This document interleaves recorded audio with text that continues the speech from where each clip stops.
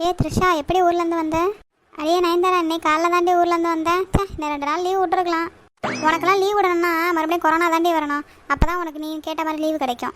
ஏன்னா நம்ம 2 பேர் தான் பேசிகிட்டு இருக்கோம். என்ன கீர்த்தி சுரேஷ் வாயை திறக்க மாட்டாங்களாமா? என்னங்கடி த்ரிஷா, நயன்தாரா, என்ன என்னை பற்றி ஏதோ குசு குசுன்னு பேசிகிட்டு இருக்கீங்க?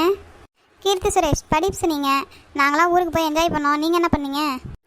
நீங்களாம் போயிட்டு வந்த கதையை பழைய ஸ்டோரியை தான் சொல்லுவீங்க. நல்லா புது புது ஸ்டோரி சொல்லுவேன். ஏன்னா எங்கள் ஊரில் லைப்ரரி ஓப்பன் பண்ணியிருக்காங்களே, அங்கே நாங்கள் போய் புது புது ஸ்டோரியாக படித்தேனே. இன்டர்வலில் பாருங்கள், உங்களுக்கு கண்டிப்பாக சூப்பர் கதையை நான் சொல்கிறேன் உங்களுக்கு.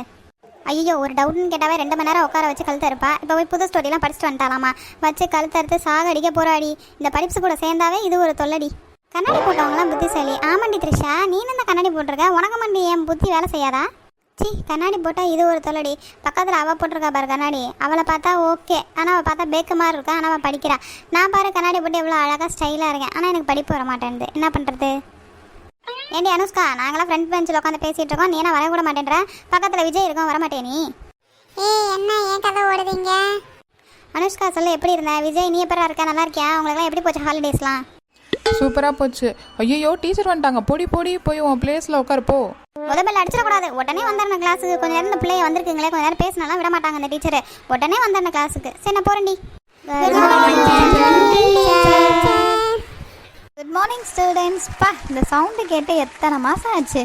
டீச்சர், எங்கள் வாய்ஸ் கேட்டெல்லாம் உங்களுக்கு வருஷ கணக்கெலாம் ஆகலை, 1 மாதம் தான் ஆகுது டீச்சர்.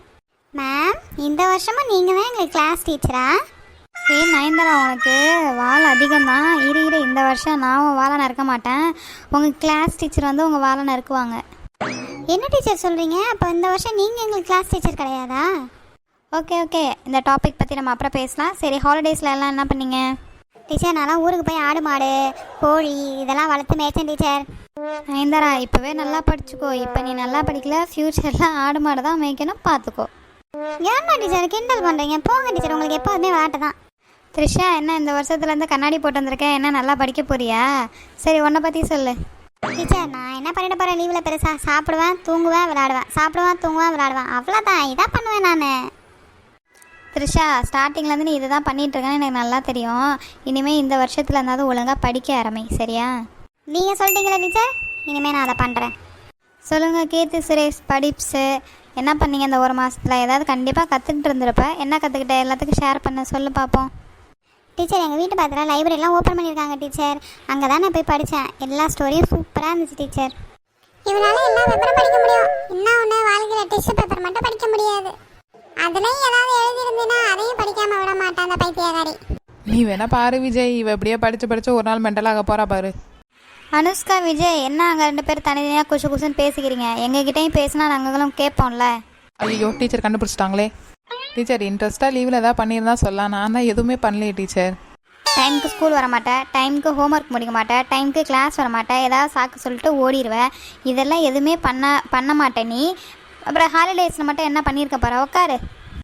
டீச்சர், என்னை பற்றி புகழ்ந்து பேசாதீங்க, எனக்கு ஒரே வெக்கமாக இருக்குது. இப்போ நீ பேசாமல் உட்காரல, நான் கம்பு எடுத்தேன், உனக்கு துக்கமாயிரும். உட்கார பேசாட்டுக்கு. விஜய், நீ சொல்லுப்பா, நீ என்ன பண்ண? டீச்சர், அது எப்படி சொல்லுவா? அது அவ்வளோ பெரிய விஷயம் இல்லை டீச்சர். நான் எங்கேயும் போகல டீச்சர். இப்படி தானே அப்படியே பில்டப் கொண்டு வர மாதிரி கொண்டு வந்து புஷன் ஆகிடுவேன். அது மாதிரி படிக்கிறேன்ற மாதிரி கொண்டு வந்து படிக்காமல் போயிடுவேன். உட்காரு. டீச்சர், அப்போ நீங்கள் கிளாஸ் மிஸ் இல்லையா? அப்போ வேறு யார் தான் டீச்சர் கிளாஸ் மிஸ்ஸு?